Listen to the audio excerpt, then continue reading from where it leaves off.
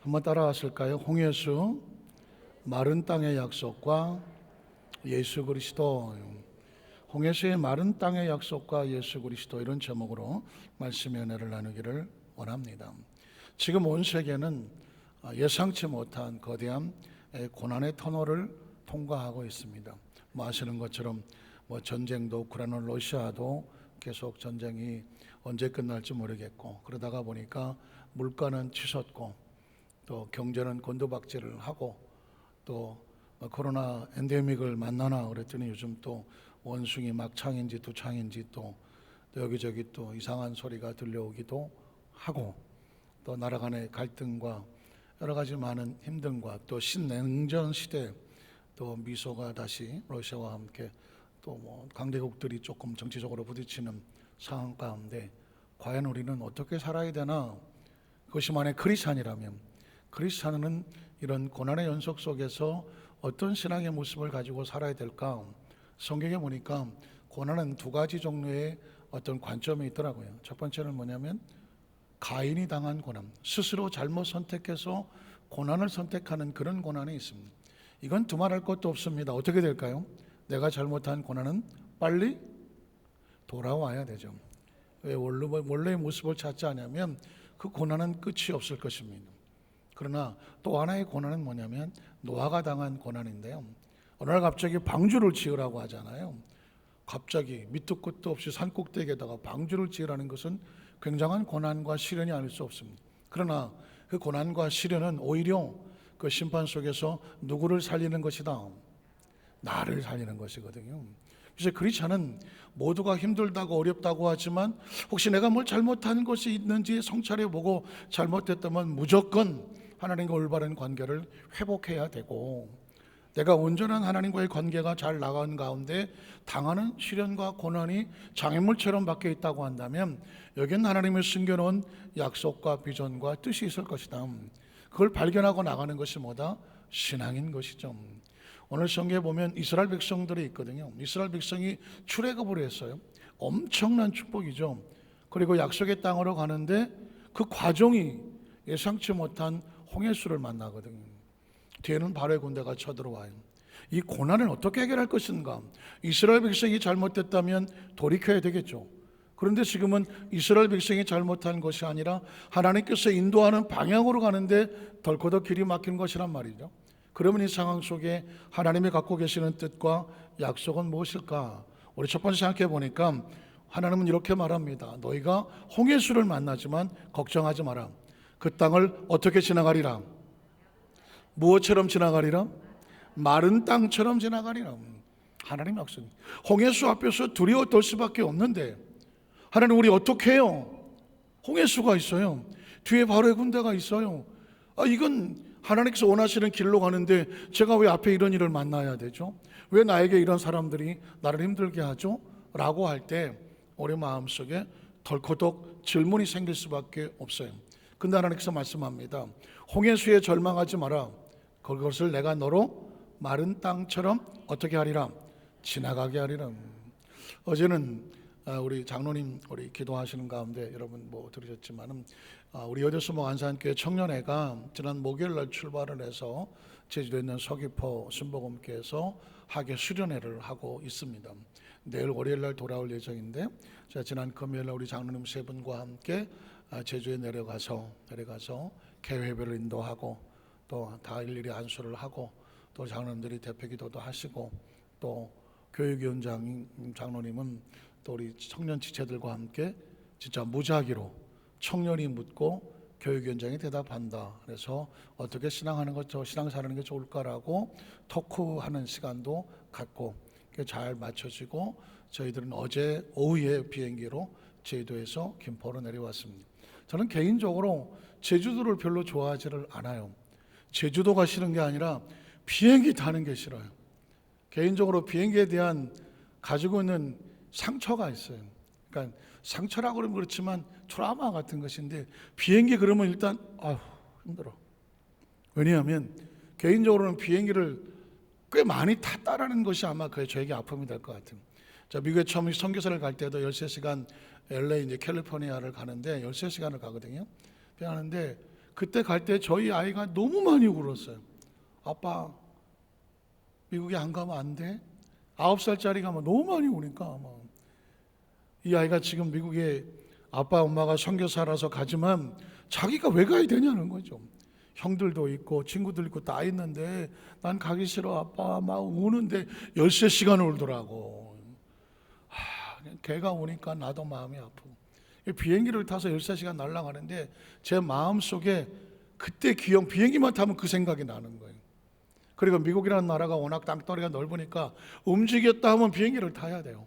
움직였다고 하면. 그런데 미국 비행기는 한국 비행기와 뭐 다를 건 없겠지만 공항이 너무너무 커.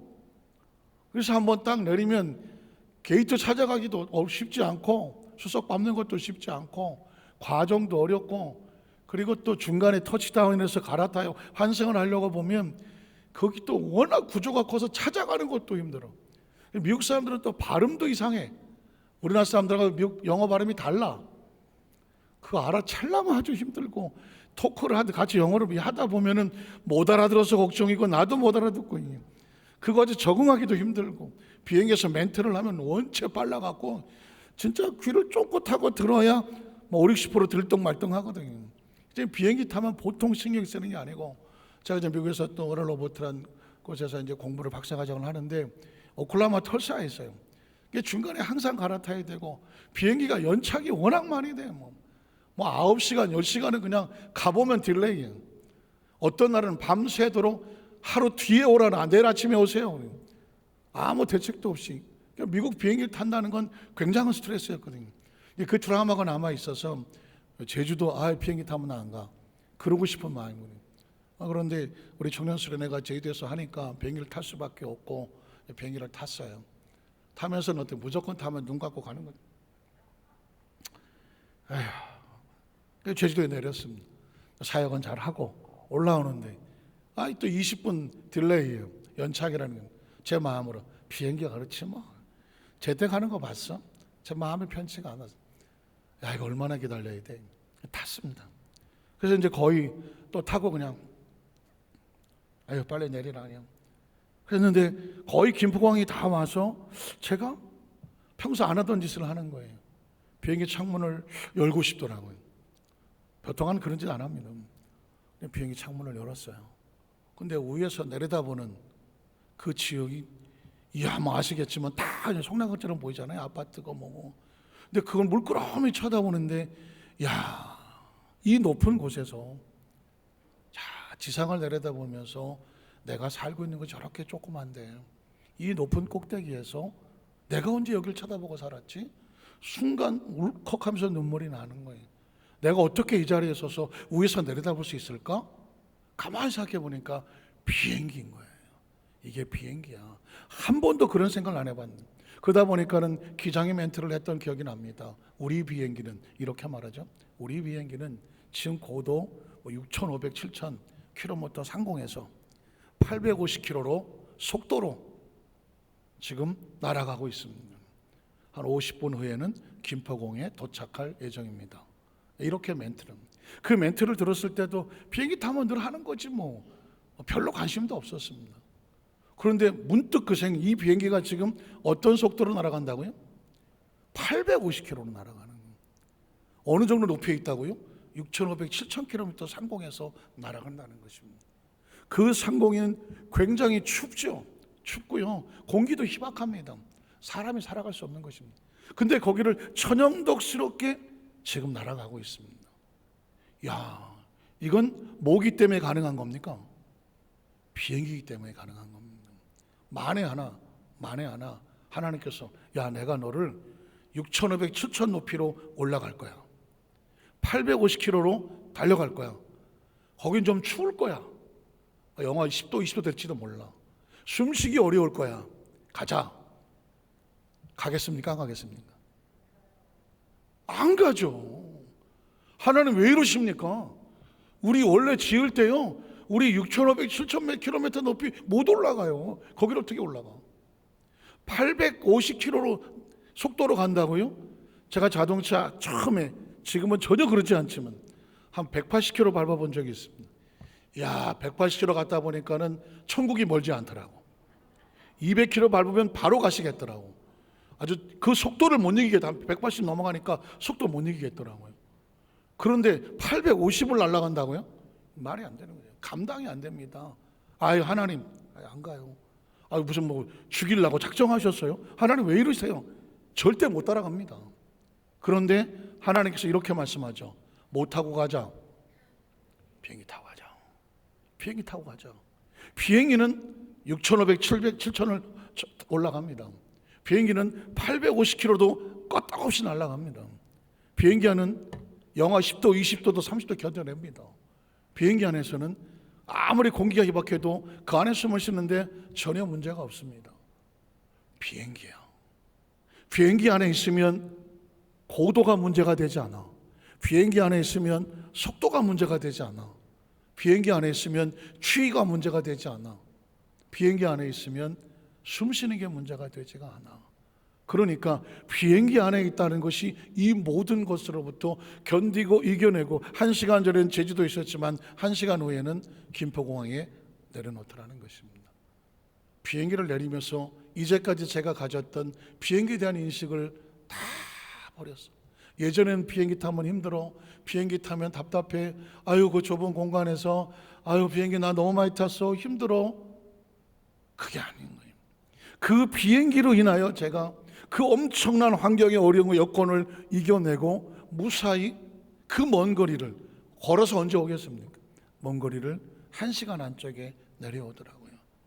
제가 이 묵상을 하면서 그래, 이스라엘 백성들이 홍해수를 만나고 광야를 지나가고 하나님 못 가요. 거기가 어디라고 가요? 우리 못 가요. 인간은 홍해수 못 뚫고 나갑니다. 인간은 광야를 못 지나갑니다. 10명의 정탐꾼들이 그 가나안 땅 가봤더니 거기가 험악하고요, 우리 들어가면 다 죽어요. 하나님 왜 이러세요? 우리를 죽이려고 작정을 했네. 야 우리 돌아가자. 왜 그랬는지 알겠어. 뭐가 안 보이니까? 비행기가 안 보이면 다 허망하게 들립니다. 그런데 비행기가 보이면 그건 아무것도 아닌 거예요. 자, 성경으로 돌아가면 이스라엘 백성들이 그 고비고비를 지날 때마다 이런 표현이 나옵니다. 같이 읽어볼까요? 창세기 39장 1절로 6절에 보면 요셉이 이끌려 애굽으로 내려갑니다. 애굽은 죽음의 장소입니다. 죽으라고 보낸 곳입니다. 노예로 가는 것입니다. 이건 인간은 절대 스스로 안 가는 곳입니다. 자, 그런데 바로의 신하 춘리대장 애굽 사람 보디발이 그를 그리고 들어간 이스마엘 사람의 손에서 요셉을 살더라. 아시는 것처럼 밥 맞고 경비로만 쓰는 경비대장 집에 들어갔으니 거기 살아날 확률은 1도 없습니다. 그런데 성경은 이렇게 말합니다. 야훼께서, 하나님께서 요셉과 어떻게 하심으로? 함께 하심으로. 함께 하심으로 그가 뭐한 길이 됐다? 형통한 자가 됐다. 성경이 어려운 게 아니었어요. 제가 단순화시켜 줄게요. 요셉이 애굽으로 내려가는데 남의 집살이를 하는데 그는 홀로 가는 게 아니었습니다. 뭘 타고 있었어? 비행기를 타고 있었어. 그 비행기가 누굴까요? 눈치가 백단이야. 하나님이 친히 비행기가 되어주시는 거죠. 요셉을 그 안에 태우고 가는 것이죠. 그럼 애굽이 아니라 어디를 가더라도 요셉은 비행기 안에만 있으면 돼. 그냥 저처럼 한 50분 졸다 보니까 제주도 내려놓더만. 하나님은 지금 요셉에게 이런 훈련을 시키고 있고 오늘 이 시대에 성경 기록되고 있는 말씀은 저 여러분에게 이렇게 외치고 있습니다. 하나님의 사람들 땅의 삶을 살아갈 때 환경과 여건이 아니다. 지금 우리가 누구의 손에 안에서 누가 우리를 안고 가시느냐, 이걸 발견하는 것이다. 지금 요셉이 중요하지 않습니다. 하나님이 중요합니다. 그리고 그 안에 요셉이 보이면 이제 요셉의 앞길은 형통할까요? 불통할까요? 형통하죠. 제주도에 비해서 비행기를 탔는데 1시간 뒤에 김포에 갔다 놓더만 뭐. 제가 거기서 뭘 했나요? 이렇게 가려고? 한 거 없어요. 한 거 없습니다. 비행기 날아가는데 조금이라도 힘을 보태보려고 제가 한 게 아무것도 없습니다. 그냥 저런 것밖에 없어요. 갖다 내려놓는. 지금 하나님께서는 우린 요셉을 보면서 요셉 어떡해, 아유 남의 집살이 가서 어떡해, 저거 이제 큰일 났어. 우리 염려하고 근심하고 걱정하면 당연합니다. 그런데 성경은 이렇게 말합니다. 그 요셉을 하나님이 안고 가시니까 그의 앞길이 어떡하더라? 막힌 게 없더라. 위험한 게 없더라. 믿으십니까? 형통한 자가 되어 그의 주인 애굽 사람의 집에 있으니, 놀라운 것은 그의 주인이 보니까 야훼께서 요셉과 함께 하시 보니까, 아니 겉으로 볼 때는 그냥 노예같이 보이는데 저 노예가 그냥 노예가 아니야. 뭘 타고 왔어? 비행기를 타고 왔어. 보입니까? 안 보입니까? 보입니까? 안 보이는 사람은 아유 저건 팔자도 더럽게 없이 사납다, 재수도 없고 요셉을 불쌍히 여겼을 겁니다. 그런데 주인이 밟아보니까 요셉이 불쌍한 존재가 아니야. 그와 함께하는 하나님이 보이는 거예요. 하나님이 보이니까 하나님과 함께하는 사람을 예우합니다. 믿을 수 있습니다. 그에게 맡기는 겁니다. 지금 놀랍게도 이 보디발 장군은 요셉이 사람으로 보이지 않습니다. 그를 안고 있는 비행기가 보이는 것이죠. 그리고 어떻게 합니까? 자기 짐을 다 맡겨버리잖아요. 비행기 다 실어버리잖아요. 보세요. 그 암시를 보며 야훼께서 범사 형통케 하심을 보았더라. 그래서 어떻게 합니까? 요셉이 그의 주인에게 은혜를 입어 섬김에 그가 요셉을 가정 총무로 삼고 자기 소유를 다 그의 손에 위탁했다. 지금 이 보디발 장군은 요셉한테 짐을 맡겼습니까? 요셉과 함께하고 있는 하나님에게 맡겼습니까? 하나님에게 맡긴 거죠. 그가 하나님이 함께하는 걸 보고 저 친구에게 비행기만한 능력이 있는데, 그럼 자신의 짐을 요셉에게 맡긴 게 아니죠. 비행기 안에 맡기는 거죠. 그러니까 마음이 편안할 수 있는 것이지 17살짜리 그 어린 소년에게 네가 이 짐을 맡으라고 맡길 수가 없는 겁니다. 보디발 장군이 놀라운 것은 뭐냐면 그 사람과 함께, 요셉과 함께하고 있는, 아니 요셉이 타고 있는 하나님이라는 비행기가 보이니까 비행기에 짐을 맡기는 거죠. 위탁하니 그 다음 절에 보니까 그 요셉에게 자기 집과 그의 모든 소유물을 주관하게 한 때부터, 짐을 맡긴 때부터 야훼께서, 하나님께서 어떻게 하더라? 요셉을 위하여 그 애굽 사람의 집에 복을 내리심으로 야훼의 복이 그의 집과 밭에 있는 모든 소유에 임하게 되었다는 것입니다. 일단 비행기에 올라타면 비행기에 실은 모든 짐들도 누가 감당합니까? 비행기가 감당하는 것이죠. 그 짐을 비행기가 실어다 공항에 갖다 놓더만 우리는 배게지 클레이머는 비행기 그 수화물 탔는 데 가서 찾기만 하면 되더만. 여러분, 제가 성경 아주 단순화시켜서 말씀하는 것입니다. 오늘 성경은 예수를 믿는다는 건 어려운 일이 아닙니다. 하나님께서 우리를 가슴에 안고 가는 게 보이는 거죠. 그게 보이는 사람은 인생이 비행기를 타는 것과 같은 것이고, 그 비행기가 보이지 않은 사람은 늘 불안하고 초조하고 홀로 그 짐을 다 짊어지고 가야 되는 거예요. 성경은 많은 이야기가 있지만 다 그 얘기하고 있습니다. 19절 23절에 보니까 그의 주인이 자기 아내가 자기에 이르기를 당신의 쪽이 내게 이같이 했다는 말을 듣고 심히 노한지라. 보디발의 아내에게 오해를 받는 거죠. 모함을 받죠. 이 요셉의 주인이 그를 잡아 옥에다가 던졌습니다. 여러분, 비행기는 옥에 갇힐까요? 갇히지 않을까요? 비행기는 옥에 갇히지 않습니다. 요셉을 잡아다 감옥에다 집어넣지만 비행기를 감을 수는 없었죠. 그 옥은 왕의 제수를 가두는 곳이었더라. 요셉이 옥에 갇혔으나 야훼께서 요셉과 함께 하심으로, 하나님이란 거대한 비행기가 요셉을 안고 있으므로 그에게 인자를 도와서 간수장도 요셉과 함께하는 하나님이란 비행기가 보였습니다. 은혜를 받게 하심이 어떻게 했더라? 간수장의 옥중 예수를 다 요셉의 손에 맡겼습니다. 요셉의 손에 맡겼습니까? 요셉과 함께하는 하나님의 손에 맡겼습니까? 하나님의 손입니다. 하나님이란 존재가 보이니까 요셉에게 맡기는 거죠. 그 재반 사물을 다 요셉이 처리하고, 간수장은 교수님이 맡긴 것을 무엇이든 살펴보지 아니하였으니 이런 야훼께서 요셉과 함께 하심이었더라. 어떻게 함께 했을까? 아주 단순하게 비행기 안에 있었더라. 비행기 안에 있었더라. 하나님이란 거대한 존재 안에 있었더라. 그랬더니 야훼께서 그를 범사에 뭐하게 하셨더라? 형통이 뭐예요? 길이 열려서 뚫고 목적지까지 안전하게 가게 하셨다라는 것입니다. 출애굽기 40장 34절 38절에 보면 이스라엘 백성은 홀로 광야를 지나가지 않았습니다. 그들은 비행기를 타고 갔습니다. 구름이 회막에 덮이고 야훼의 성광이 성막에 충만하며 모세가 회막에 들어갈 수 없었으니 이런 구름이 회막에 덮이고 야훼의 영광이 성막에 충만하면, 그냥 이 내용을 그냥 저게 무슨 뜻이야 그냥 외우려고 할 필요도 없어요. 그냥 가만히 보시고 하나님이 자기 백성을 어떻게 하고 있는지만 보십시오. 비행기만 발견하십시오. 자, 구름이 성막에 떠오를 때는 이스라엘 자손이 그 모든 행정한 길로 앞으로 나아갔고, 구름이 떠오르지 않을 때는 떠오른 날까지 나아가지 아니하였으며, 낮에는 야훼의 구름이 성막 위에 있고 밤에는 불이 그의 구름 가운데 있음을 이스라엘 온 족속이 그 모든 행정한 길에서 그들의 눈으로 실제로 어떻게 했더라? 보았더라. 다시 말해서 하나님이 구름 기둥과 불 기둥 거대한 존재로 그들을 임재하게 하시고 이스라엘 백성이 나아갈 길을 나가게 하시고 쓸 곳을 쓰게 하셨더라. 이스라엘 백성이 자기가 나갔습니까? 하나님이 인도하고 보호하셔서 하나님이 안고 가셨습니까? 확실하십니까? 이스라엘 백성은 광야를 지나갈 때 광야 어떻게 지나갔을까? 제가 성지순례를 가서 보니까 아주 오래전에 96년도 그러니까 뭐 2층짜리 벤츠포스를 타고 그 성지순례 사막을 지나가는데 이스라엘 백성이 갔다는 사막을 가는데 가도 사막이야. 그래서 처음에는 뭐 신기한 게 있나 둘레 보다가 가도 사막이니 뭐 걷겠어요. 성지순례 와서 이거 하고 앉아서 왜냐하면 옆에 다 보니까 다 졸고 있어. 할 수 없지. 새벽 4시부터 태워갖고 가는데 사막에 한 10시간인가 가는 것 같은데 가도 사막이야. 그러니 이스라엘 백성이 거기가 어디라고 300만이 가도 가는 사막을 지나갑니까? 앞길로 인도해주고 보호해주고 하지 않으면 갈 수가 없는 것입니다. 그러니 하나님께서 그 백성을 광야길로 가자. 왜 그랬을까? 못 타고 가자. 비행기 타고 가는 거죠. 하나님이 안고 가는 것입니다. 그래서 그들의 눈으로 보았더라. 신명기 1장 28절로 3절에 보면 비행기 이야기가 나옵니다. 우리가 어디로 가자. 우리 형제들이 우리를 낙심하게 말하기를 그 백성은 우리보다 장대하며 그 성읍들은 그곳 성곽은 하늘에 닿았으며 우리가 거기서 안악자선을 보았노라 한도다 하기로. 왜 절망합니까?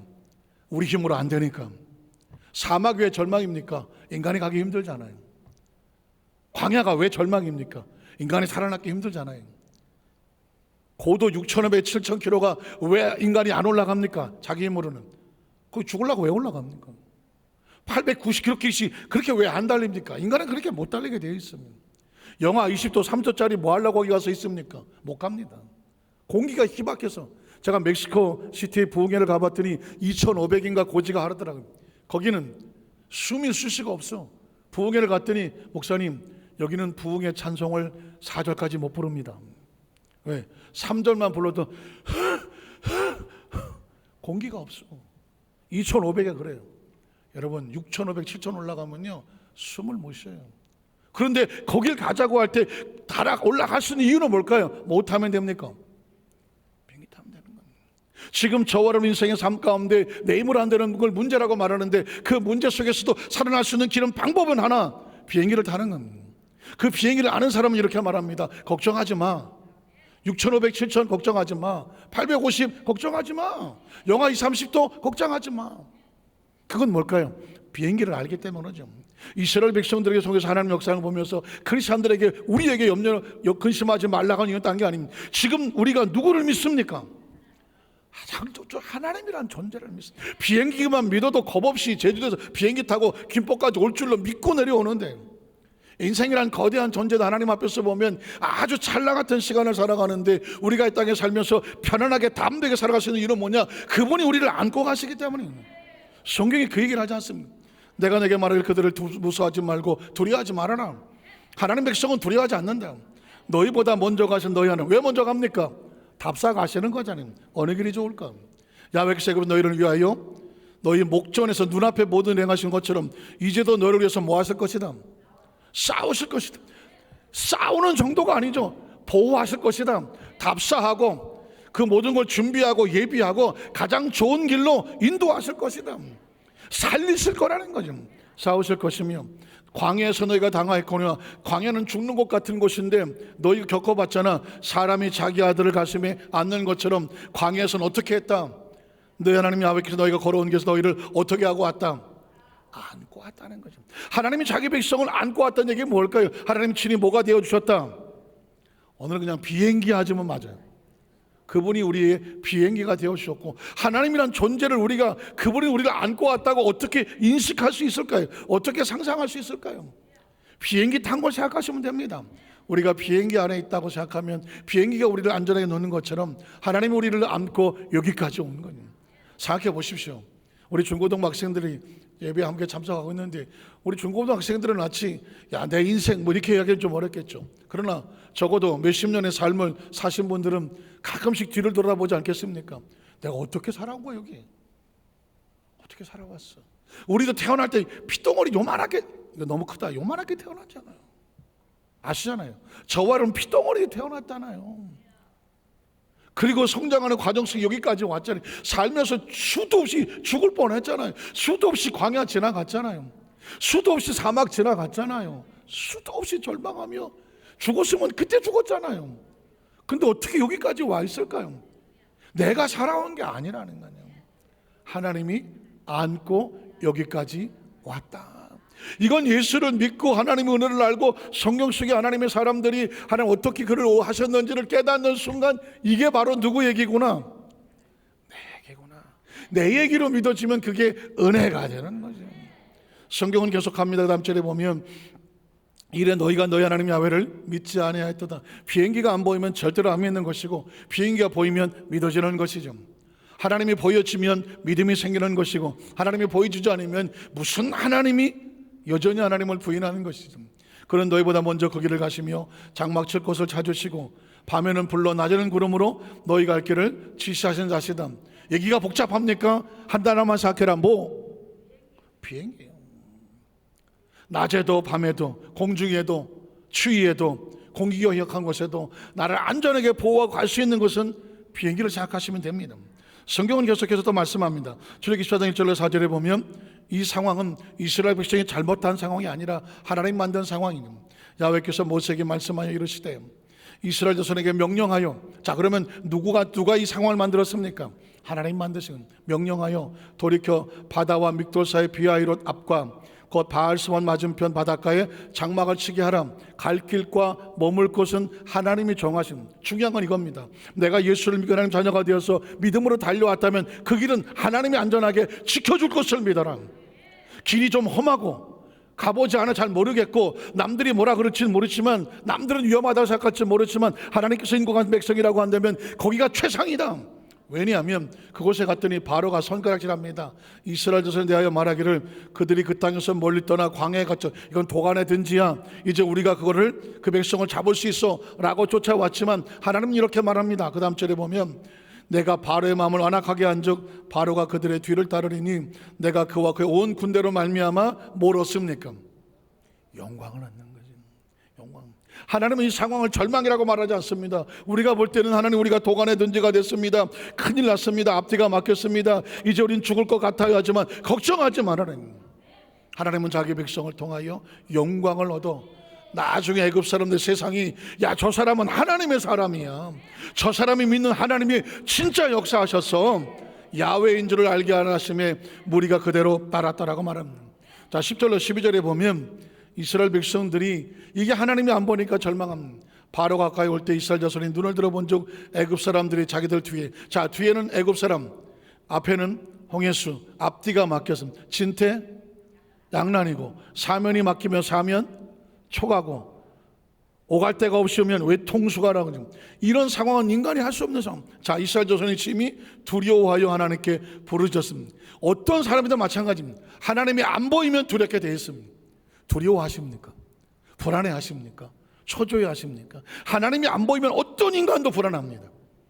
이스라엘 백성도 엊그저께까지만 해도 10가지 재앙이 쏟아져 나오고 구름기둥 불기둥이 안고 왔는데 불과 당장 문제가 급하니까 하나님이 안 보이고 문제가 보이니까 절망했습니다. 자 그때에 그들이 또 모세에 이르되 애굽에 매장지가 없어서 당신 우리를 이끌어내어서 이 광야에서 죽게 하느냐. 사람은요 조금만 위기를 만나면 이런 생각합니다. 죽을 것 같아. 나 죽을 것 같아. 인간은 본능적으로 죽음에 대한 두려움이 있거든. 태어나는 순간 이 생명은 살려고 몸부림을 치는데 조금만 힘들면 죽을 것 같아. 죽을 것 같아. 인간은 최고의 적이 죽음이거든요. 이스라엘 백성들은 앞뒤가 막히니까 뭐 어떻게 방법도 못 찾고 이렇게 말합니다. 나 죽을 것 같아. 이 광야에서 죽게는 어찌하여 당신 우리를 애굽에서 이끌어내어 우리에게 이같이 하느냐. 그래서 우리가 애굽에서 당신에게 이런 말이 이것이 아니냐. 이르기를 어차피 죽을 거 우리를 내버려 두지. 우리가 애굽 사람을 그냥 노예지만 어떻게 좀 잘 빌붙어서 조금이라도 더 살게 하지. 그게 낫는데 애굽 사람을 섬기는 것이 광야에서 주는 것보다 낫겠노라. 그들이 원망하고 불평합니다. 자, 모세가 우리에게 말합니다. 여러분 어쩌면 오늘 예배는 이런 겁니다. 우리가 세상에서 열심히 나름대로 살다 보니까 크고 작은 일을 문제를 만났어. 그러다 보니까 인간은 본능적으로 힘든 일을 만나면 어떻게 말한다? 나 죽을 것 같아요.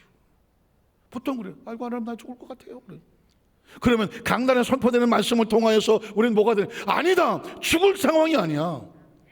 거기 지금 우리를 안고 가는 하나님이라는 존재의 비행기를 발견해. 죽으려고 올라가는 거 아니라니까.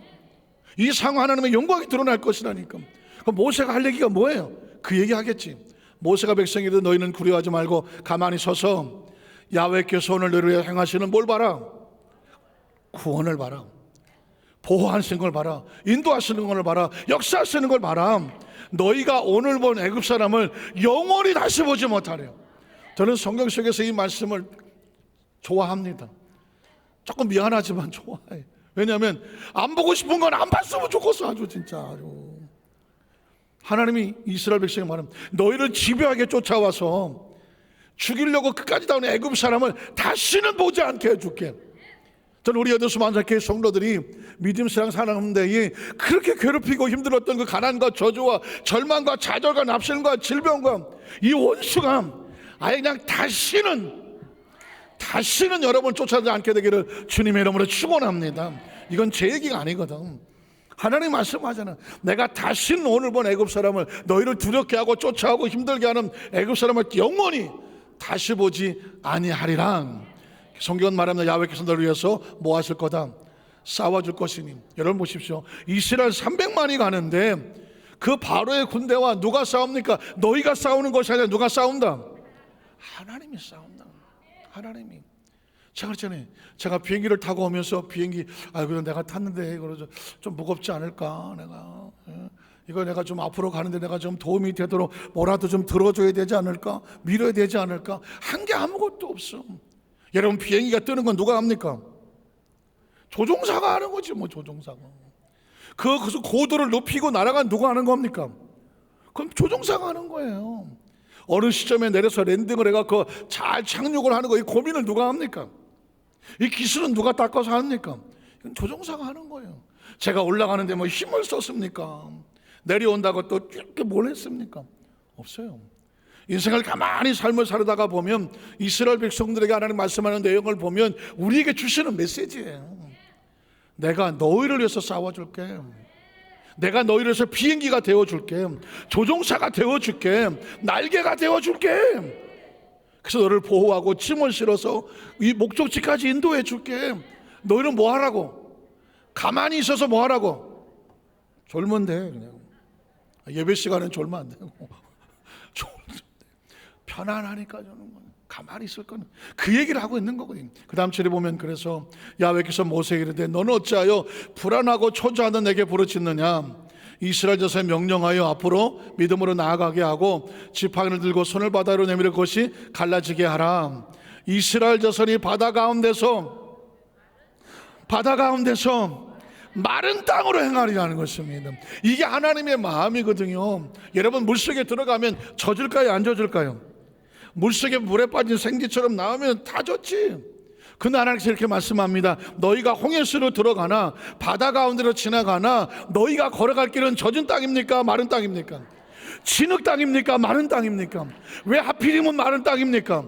털끝 하나 너희의 몸에 물방울 하나 튀지 아니할 것이며 너희 신발이 적지 아니할 것이며 진흙이 범벅이 되게 하지 아니할 것이며 믿으십니까? 아주 뽀송뽀송하게 마른 땅으로 지나가게 하리라. 걱정하지 마라. 안전할 것이다. 믿으십니까? 이게 하나님의 약속이거든요. 편안할 것이다. 두려워하지 말아라. 하나님은 자기 백성을 그 홍해수 가운데 집어넣는 것 같지만 홍해수에게 삼키도록 내버려 두지 않아. 온몸에 물에 빠져갖고 젖은 무슨 뭐 생쥐처럼 만들지 않아. 허걱허걱하고 물에 빠져서 살려주세요 하게 하지 않아. 하나님은 자기 백성이 털끝 하나 다치지 않게 하지 않아. 하나님의 마음은 내가 너를 마른 땅처럼 마치 산책하듯이 그 홍해수를 지나가게 할 것이다. 그게 약속입니다. 그럼 우리는 무슨 정말 확인하고 싶죠. 17절로 21절에 보면 내가 애굽 사람들의 마음을 완악하게 할 것인즉 그들이 그 뒤를 따라 들어갈 것이라. 내가 바로와 그의 모든 군대와 그의 병거와 마병으로 말미암아 영광을 얻으리니 내가 바로와 그의 병거와 마병으로 말미암아 영광을 얻을 때에 내 여기 길어서 조금만 참으면 돼. 뭐가 나오면 돼? 마른 땅만 나오면 돼요. 애굽 사람은 나를 야훼인 줄 알리라 하시더니 아주 길기도 해. 하여튼간에 이스라엘 진압해 가던 하나님의 사자가 그들의 뒤로 옮겨가매 구름 기둥도 앞에서 그 뒤로 옮겨가고 애굽신과 이스라엘 자녀에 이르러서 선이 저쪽에는 구름과 흑암이 있고 이쪽에는 밤이 밝음으로 밤새도록 저쪽이 이쪽이 모르겠다. 하여튼 이쪽 저쪽으로 가까이 하지를 못하더라. 그래서 모세가 바다로 손을 내밀매 야훼께서 큰 동풍이 밤새도록 바닷물을 물로 먹게 하시느니 이거 언제 나오는 거예요? 물이 갈라져 바다가 뭐가 되더라? 마른 땅이 되더라는 것입니다. 하나님이 마른 땅이 되리라 약속하셨잖아요. 그러면 하나님을 믿고 나갔더니 그 땅이 무슨 땅이 되더라? 마른 땅이 되더라는 것입니다. 성경은 22절 28절도 마찬가지입니다. 이스라엘 백성만 마른 땅이지 약속이 없는 백성은 마른 땅이 안 돼. 이스라엘 자손이 바다 가운데를 육지가 뭐예요? 마른 땅이야. 마른 명태, 마른 콩 아니야. 무슨 땅? 마른 땅이에요. 여러분 이 시간 이후에 신앙생활에 성령세 여러분의 가슴속에 절대 잊지 말아야 될 것이 마른 땅이야. 마른 땅. 홍해수를 지나도 하나님은 마른 땅. 바다 가운데 육지같이 지나게 해주시겠다고 약속을 하셨어요. 육지로 걸어가고 물은 그들의 좌우에 벽이 되어주고 애굽 사람들과 바로의 말들 병거들 그 마병들이 다 그들을 추격할 바다 가운데로 들어와. 왜 들어와? 무슨 땅인 줄 알고? 마른 땅인 줄 알고 어림도 없어. 새벽에 야훼께서 불과 구름 가운데서 애국 군대를 보시고 군대를 어지럽게 하시며 그들이 병거 바퀴를 벗겨서 달리기가 어렵게 하시니 애국 사람들이 이르되 이스라엘 앞에서 우리가 도망하자. 마른 땅인 줄 알고 왔더니 하나님이 이스라엘 백성을 위해 싸워서 애국 사람들을 어떻게 하더라? 치는도다. 야훼께서 모세에 이르되 내 손을 바다 위로 내밀어서 물이 애굽 사람들과 그들의 병거들과 마병들을 위해 다시 흐르게 하라 하시니 모세의 손을 바다로 내밀매 새벽에 되어 바다에 회복되더라. 애굽 사람들이 물을 거스러 도망하나 야훼께서 사람들을 바다 가운데 다시 엎어버리니 마른 땅이 아니라 무슨 땅이에요? 젖은 땅이 되어버린 거죠. 물이 다시 흘러서 병거들과 기병들을 덮되 그들이 뒤를 따라 바다에 들어간 바로의 군대를 다 덮으니 하나도 남았더라 남지 않았더라. 남지 않아요. 마른 땅은요, 마른 땅에 약속을 받은 사람에게만 마른 땅이 되는 거예요. 약속이 없는 백성에게는 절대로 마른 땅이 될 수 없어요. 저는 이 말씀을 묵상하고 비행기 내려오다가 갑자기 이런 노래가 떠오더라고요. 떴다 떴다. 이 기억납니까? 날아라 날아라 하늘 높이 우리 이거 찬송가더만. 나 이거 찬송가 같아요. 하나님 백성들에게 말하는 거지. 너희가 홍해수를 지나가는 것 같고 힘들고 어려운 것 같지만 기억해라. 우리 비행기야, 우리 비행기. 그다음 또 생각이 났어. 바닷속 홍해를 지나갈 때는 비행기보다 뭐가 필요할까? 잠수함이 필요한 거예요. 기가 막히지 않습니까? 사람의 사고는 끝이 없어. 왜? 비행기는 하늘을 날리라고 있는 것이고 바다 깊은 곳을 털끝 하나 다치지 아니하고 마른 땅처럼 지나가려면 뭐가 필요해? 잠수함이 필요한 거지. 2절 떴다 잠수함. 여러분 제가 잊지 말라고 기억하는 건 그러면 우리가 예수를 왜 믿는지 알겠죠? 예수님이 마른 땅이야. 예수님이 잠수함이에요. 성경을 한번 보겠습니다. 자, 상처 입은 삶을 새롭게 하시는 예수도 마른 땅이 되시는 예수 그리스도 갖다 붙였지만 잠수함도 되어준 예수 그리스도. 마태복음 8장 1절에서 4절에 보면 예수께서 산에서 내려오시니 수많은 무리가 따르더라. 한 나병 환자. 인생에 이런 절망이 있습니까? 나병 환자는 문둥병이라는 병이지만 절망을 상징하거든. 이 사람 빠져나올 수 있을까요? 이 사람에게도 마른 땅이 있을까요? 이 사람에게도 비행기가 있을까요? 이 사람을 위한 잠수함이 있을까요? 이 사람이 누구를 만납니까? 예수님 앞에 나와서 주여 주께서 원하시면 저를 깨끗하게, 제 앞에도 마른 땅이, 제 앞에도 비행기가, 제 앞에도 잠수함이 예비될 줄로 믿습니다. 그랬더니 그 다음 절에 보니까 뭐라고 말합니까? 예수께서 손을 내밀어 그에게 되시며 이르시되 내가 원하노니 무엇을 받아라. 마른 땅은 열릴지어다. 비행기가 탑승될지어다. 잠수함에 들어가게 될지어다. 홍해수 바다 가운데 네가 육지로 걸어가리라. 즉시 그의 나병이 깨끗해지더라. 성경에 왜 이런 이야기 했을까요? 예수님의 치유 능력을 자랑하려고? 아니에요. 인생에 어떤 절망을 만난다고 할지라도 예수 그리스도 앞에서 그 앞에 마른 땅은 열려질지어다거든요.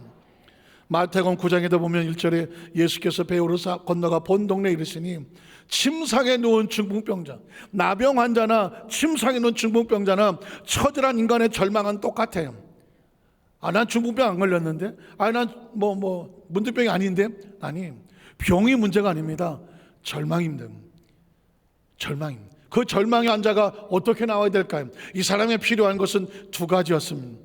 죄에서 나오는 것과 침상에서 나오는 것이었습니다. 여러분, 성경을 보면 제가 시간 관계상 다 읽지는 않겠지만 예수님께서 이 사람을 보고 말합니다. 소자야 안심하라, 내가 죄사함을 받았느니라. 혹시 알게 모르게 마음속에 죄책감으로, 누구도 모르는 죄책감을 숨겨놓고 절망하고 무너져 있습니까? 오늘 성경은 말합니다. 소자야 안심하라, 내가 죄사함을 받았느니라. 예수님을 구주로 믿으시면 아멘 하시기 바랍니다. 예수를 구주로 믿었다면 지금 침상을 들고 예수 앞에 나온 그 친구의 모습과 똑같이 예수 앞에 나왔습니다. 지금 여러분의 마음속에 닫혀지고 무거운 그 짐을 내려놓으면 돼요. 주여, 내가 내려놓습니다. 그 주님께서 이렇게 말합니다. 이제 그 침상을 들고 일어나 걸어갈지어다. 중풍병은 떠나간 것이죠. 인생에 우리의 절망의 마른 땅을 여시는 분이 바로 예수님이죠. 마가복음 5장에 보면 25절에 이렇게 말합니다. 12회를 혈루증, 마찬가지입니다. 문득병이나 중풍병이나 혈루증이나 모두 다 절망을 상징합니다. 난 혈루증 아닌데 중요하지 않아요. 지금 여러분의 머리를 짓누르고 삶을 가두고 있는 그 절망이 뭐냐는 것입니다. 그 아픔이 무엇인가, 그 좌절이 무엇인가, 그 상처가 무엇인가. 그 상처가 어떤 것이라고 할지라도 예수님 앞에 나와서 예수를 구주로 고백하고 여인 예수의 옷가에 손을 대서 딴 게 아닙니다. 나도 나을 수 있다는 거예요. 내 앞에도 마른 땅은 열린다. 나에게도 비행기가 있다. 나에게도 잠수함은 있다. 뚫고 나갈 수 있는 길이 있다. 진리가 있다. 생명이 있다. 그게 뭐냐? 예수님이에요. 혹시 여러분 교회에 나와 있다면 교회 나와 있지 않습니다. 성경 들으러 왔다고 성경 듣고 있지 않습니다. 목사님 설교 듣고 있지 않습니다. 여러분은 지금 내 인생의 중요한 그 길이 누구로 인해서 열리느냐, 예수로 인해 열리느냐 안 열리느냐, 예수를 만나러 나왔습니다. 예수님을 접하러 나왔습니다. 예수의 손을 대러 나왔습니다. 그 예수의 이름이 우리 앞길을 열기 때문입니다. 성경 속의 수많은 스토리의 사람들은 결국 예수를 만났고 그들 앞에 마른 땅이 열렸습니다. 오늘도 예수 이름을 부르는 백성에게 마른 땅이 열리는 거거든요. 요한복음 8장 1절에 보면 이런 절망도 있습니다. 요한복음 8장 1절에 보니까 예수는 감람산으로 가시더라. 아침에 나서 성전에 돌아오니 백성이 다 나온지라 앉으사 그들을 가르치더니 서기관들과 바리새인들이, 잘 들어보십시오, 음행 중에, 간음이나 간통이겠죠, 간통 중에 잡힌 여자를 끌고 왔다. 누가 끌고 왔느냐? 서기관과 바리새인, 율법을 전문으로 하는 사람이 율법을 어긴 여인을 끌고 왔다. 그럼 이 사람 살겠습니까? 죽겠습니까? 이 사람 죽습니다. 아니, 죽은 사람입니다. 왜냐하면 율법에 보면 계명을 어기면 어떻게 돌로 쳐서 죽이도록 되어 있습니다. 이 이야기는 딴 게 아닙니다. 하나님이 잔인해서가 아닙니다. 인간은 죄를 지으면 저절로 죽게 되어 있거든. 그러니까 절대로 죽음을 자초하지 말라고, 죄를 범하면 죽어, 그러니까 미리 죄를 짓지 말고 죽지 말아야 합니다. 계명은 죽이려고 주는 게 아니라 살리려고 주는 겁니다. 여러분에게 독약이 있어. 진짜 너무 색깔이 이뻐, 너무 이쁘고 막 먹으면 아주 기가 막힐 것 같아. 근데 거기 do not drink, 먹지 말라, 마시지 말라고 돼 있어. 여러분 마음이 어떠세요? 아이씨, 먹지 말라 그래, 마시지 말라. 나 먹고 싶은데 먹어야지. 먹고 죽은 것들은 때깔도. 그럴 때 만약에 여러분의 멱살을 붙잡고 야, 너 절대 먹으면 안 돼, 마신다고 하면 여러분 어떤 생각이 듭니까?